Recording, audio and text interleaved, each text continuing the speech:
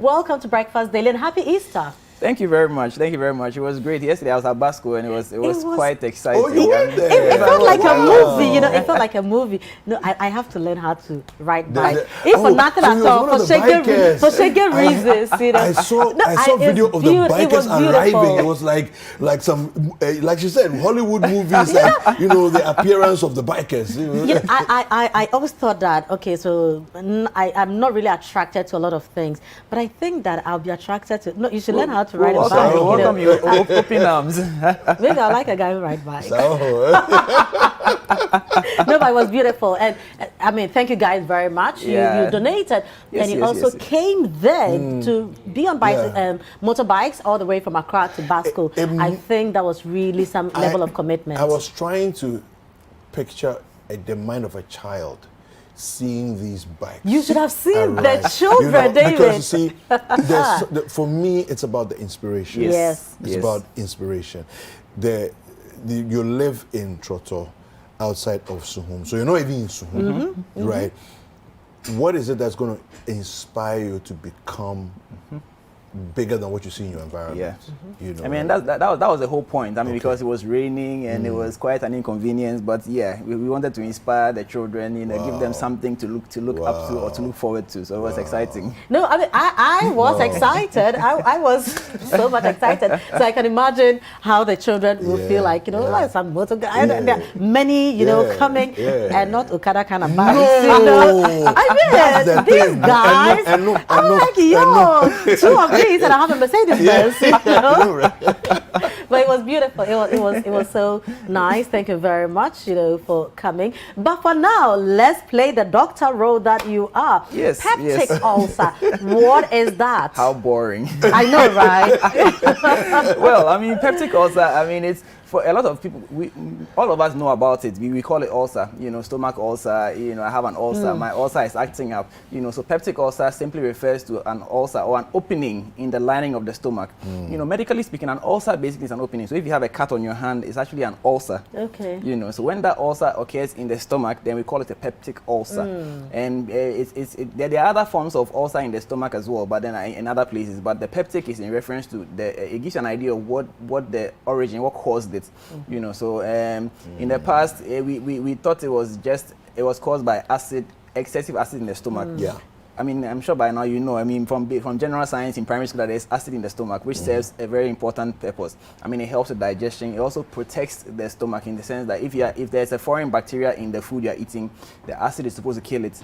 You know, so that's the idea. You know, but then over time it was discovered that there's actually a particular bacteria that is always, if you run a test on people who have ulcers, stomach ulcers in this regard, there's that particular bacteria which always is present, and that's the H. pylori. The full name is Helicobacter pylori.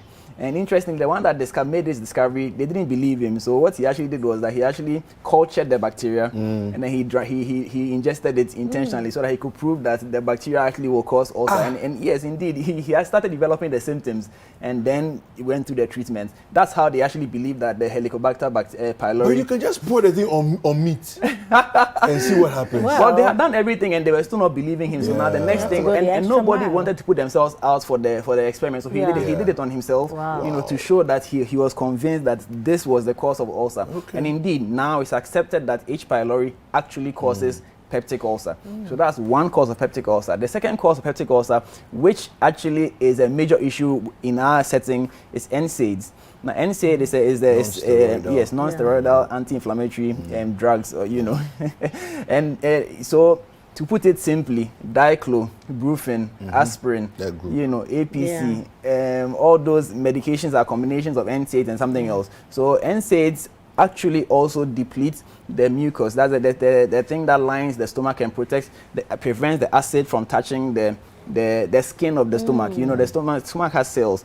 On top of the cells, we have the mucus layer, you know, and that mucus layer prevents the acid from getting in contact with the cell. Because this is acid, if acid touches your skin, it's going to hurt. So is that why you are advised strictly to eat before you take such medication? Has that got any connection? I mean, that's actually the reason why you have to eat before. You see, because the idea is that when you eat and there's food in there, the food sort of prevents the NSAIDs from directly interacting with the mucous membrane to destroy it, so that then the acid now has contact with the skin. I mean, I put the skin in cool because it's not actually skin, you know. And so that's the whole thing. So the NSAIDs actually deplete the mucous layer and then now give the acid the direct contact with the stomach, and then that then erodes that area, causing an ulcer. So those are the two main causes of the peptic ulcer. Now I keep mentioning stomach, but it's actually not only in the stomach. It also occurs in the small intestine, particularly the duodenum. The duodenum is the portion of the intestine that continues from the stomach. So the stomach opens into the duodenum, you know, and that area also can develop an ulcer. You know, so peptic ulcer refers to the stomach ulcer and the duodenal ulcer as a result of either the NSAID or the H. pylori. The H. pylori is indeed the most common, you know, but the NSAID is not too far behind. So how do I know I have peptic ulcer? Well, there are symptoms, but let me just start by saying that most people actually don't have symptoms. You know, it's there, but they don't know that it's there until there's a complication. You know, however, some of the symptoms, the commonest symptom is actually pain. Pain is one of the commonest symptoms that you pick, and interestingly, by the pain you can actually tell which one you have. You know, so yes, so the pain of the stomach ulcer, you know, it comes when you are hungry. And then the pain of the duodenal ulcer comes when you are full. So yes, so that's actually a classic differentiation between the two, you know. But of course, nothing is ever classic. So they usually come with a mixture of the pain. But classically, the pain of the stomach ulcer is when you are hungry, and this is because when you are hungry, or when the sensation of hunger kind of triggers the acid production. And I remember that there's already a cut in the stomach lining. So once the acid begins to come up, and it interacts with that opening, it gets painful. So that's why you get, whenever you're hungry, you have pain. So you notice that people with stomach ulcer, the pain is worse when they wake up in the morning because they've had that overnight fast. So it's worse in the morning. And so as a result, people with stomach ulcer tend to gain weight because they use food. Yes, they use food to calm the pain. You know, so then they tend to gain weight. You know, whereas people with duodenal ulcer have the pain when they eat, because once you eat, then the stomach is full, then it begins to open into the duodenum. Now there's a cut in the duodenum, so as the food, which is now mixed with acid, now enters the duodenum, then it becomes painful. So people who have duodenal ulcer tend to lose weight because they reduce how much they're eating because of the pain after eating. You know, so but like I said, these are classic symptoms which you don't usually encounter because life is not that easy. You know, if everything was classical, make the diagnosis easy.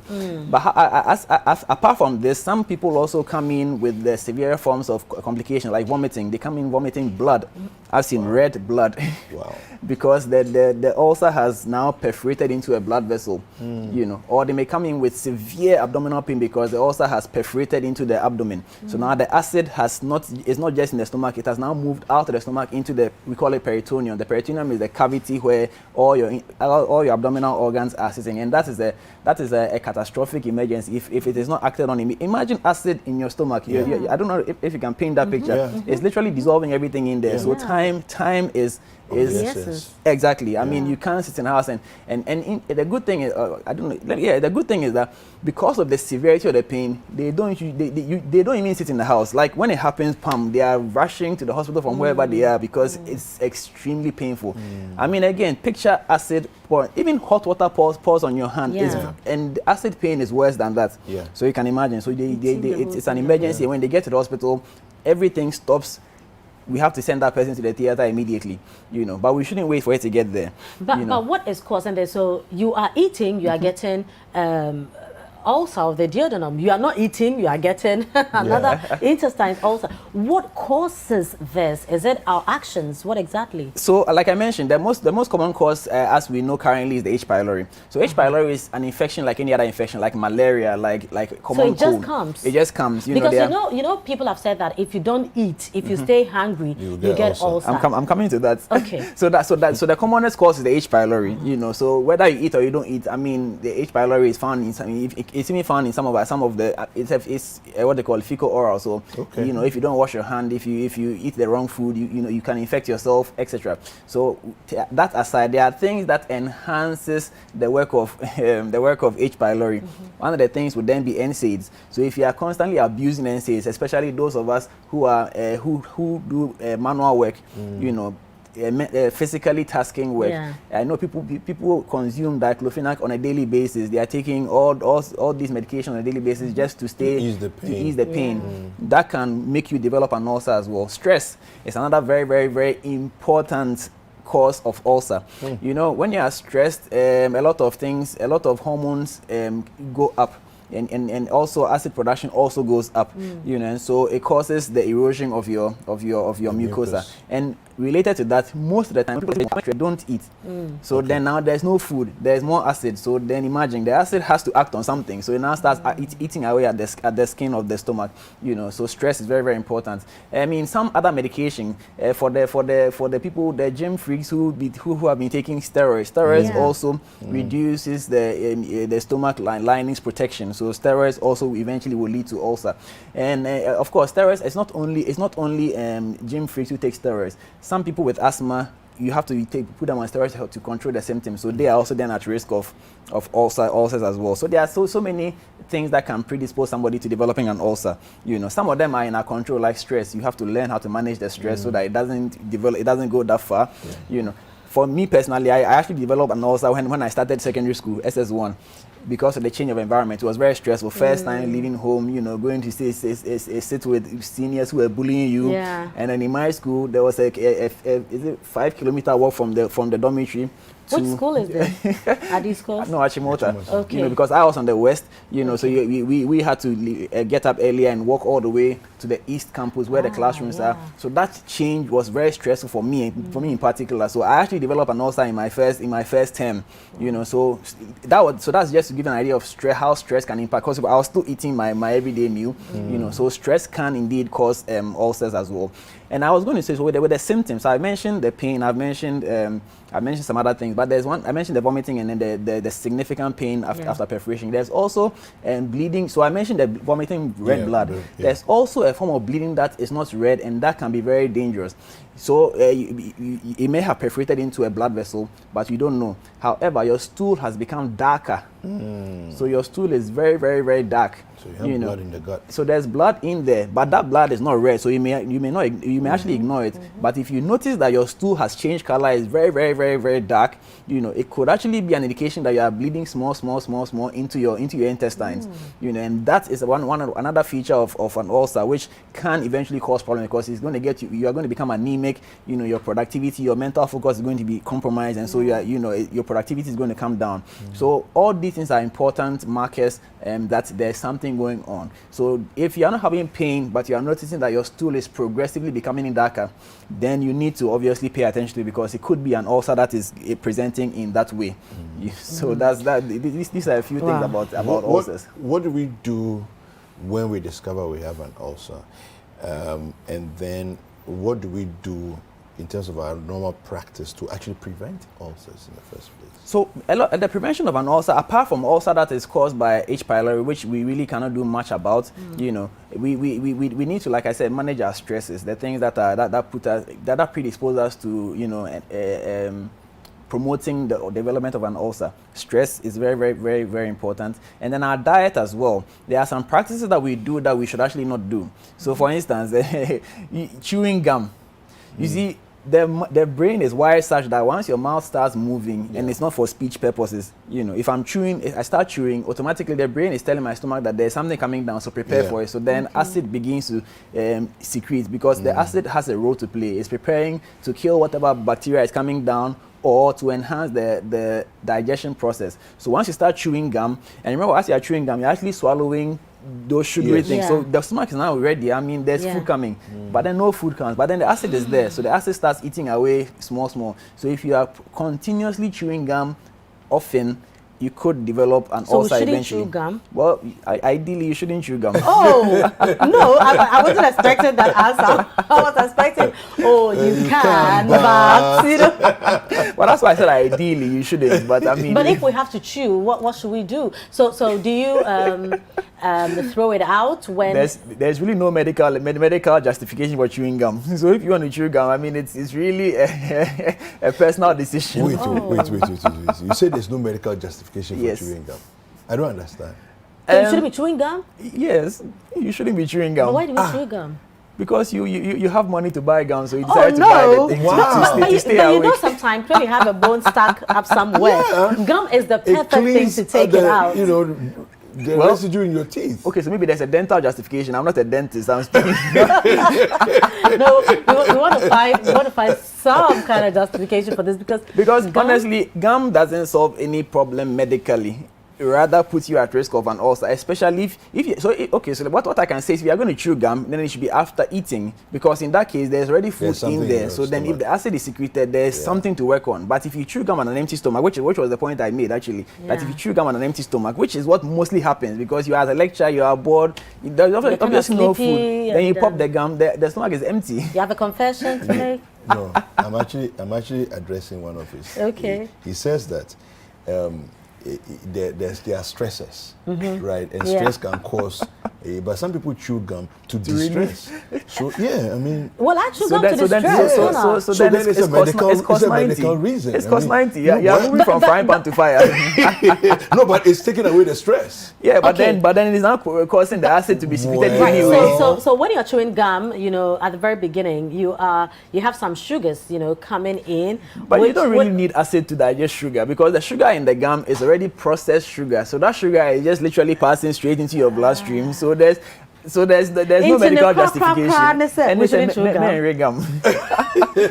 And people who already have ulcers, like I mentioned, diet plays a key role. You know, because you already have a cut on your body. Anything that you won't do to a cut on your body, you shouldn't do to a cut in your body. You know, so if you're not going to put pepper in your cut here, you shouldn't put pepper in there. So you have to reduce the spiciness in your food. That's if you already have the ulcer. You know, so that because the spices will irritate the ulcer.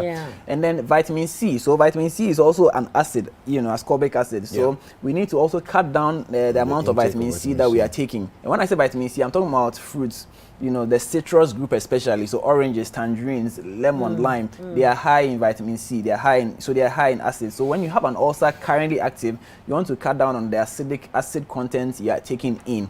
You know, so that would also help reduce the irritation. Okay, so I have a question from Henry in Teshi. Henry says, can peptic ulcer lead to cancer? Yes, it can lead to cancer, and that's one of the complications that we fear most. You know, so eventually, especially chronic ones. You know, chronic in the sense that as in the body's attempt to heal, the irritation is still ongoing, either because the H. pylori is still there or the stress is still there. So over time, and it's over a long period of time, the injury attempted healing can cause the system to go haywire, and then cancer develops as a result of it. So yes, peptic ulcer can result in cancer. Mansa at Ring Road says, I've heard that peptic ulcers need an operation to cure them. Is this true?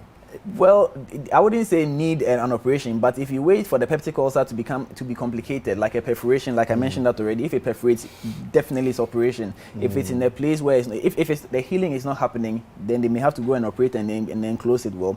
If the cause, sometimes on rare occasion, the cause might be an overproduction of acid. You know, this acid is not as a result of stimulation by whether it's gum chewing or whatever. This is an existing problem that's actually causing overproduction of acid, either from the nerves or from a tumor. Then they have to go and remove whatever the cause is. If it's a tumor, they have to remove the tumor, or sometimes they may have to cut some of the nerves that supply some of the acid producing area, so that it will drop the acid production. So operation is part of the protocol if it's indicated.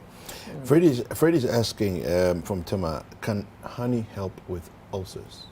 Well, I mean, it's not going to cure the ulcer, but I mean, honey will not do harm either, especially if it is the less processed forms of honey. It won't harm the ulcer as well.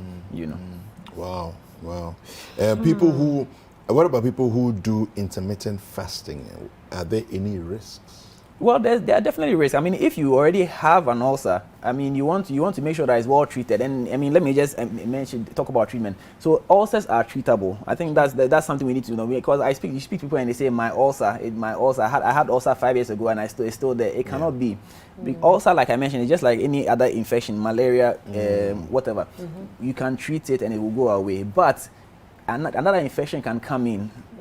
You understand? So the fact that you had an ulcer 5 years ago doesn't mean it's the same ulcer that is there today. If it was indeed the same ulcer, then there's a problem, you know. So you need to get it treated completely. And the treatment usually, we call it triple therapy.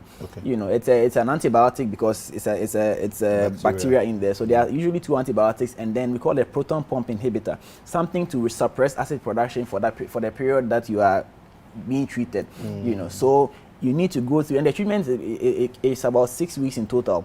2 weeks intensive and then another 4 weeks of maintenance to help heal completely. Most people do not go through the whole treatment, and so the ulcer never really heals completely. You know, so the treatment is 6, and it could actually be more than 6 weeks. You know, so please make sure that you go through the whole treatment so that you can actually get a relief from the ulcer. It's very, very important. How many times a day should you eat if you have an ulcer?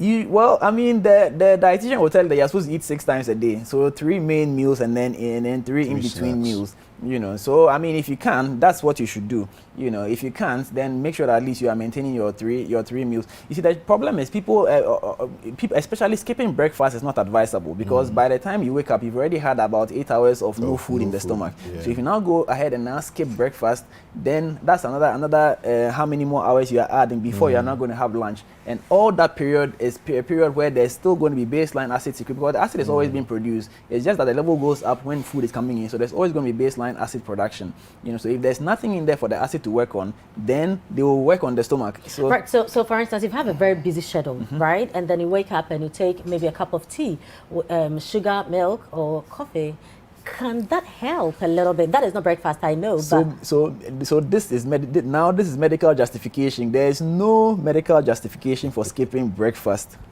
Breakfast is indeed the most important meal of the day. So if you are going to skip any meal, not breakfast. So it doesn't matter how busy you are. But you can't take tea. You must make time for breakfast, and this is must in capital letters, bolded. You can even put a red pen around it. So breakfast should not be skipped, except you are doing a fast, you know. But breakfast it should not be a routine to skip breakfast. Today? Yes, I always make sure I have breakfast because what I know. Well, I had bread, Milo, and today I didn't have egg, but I usually have eggs in the morning. No, you cannot. Breakfast should not. You can skip any other meal, but not breakfast. Well, then I guess Angela, you know, and you guys, at least just get a. So we have creamy plus here. We have coffee, and it goes with everything. So why are you skipping it?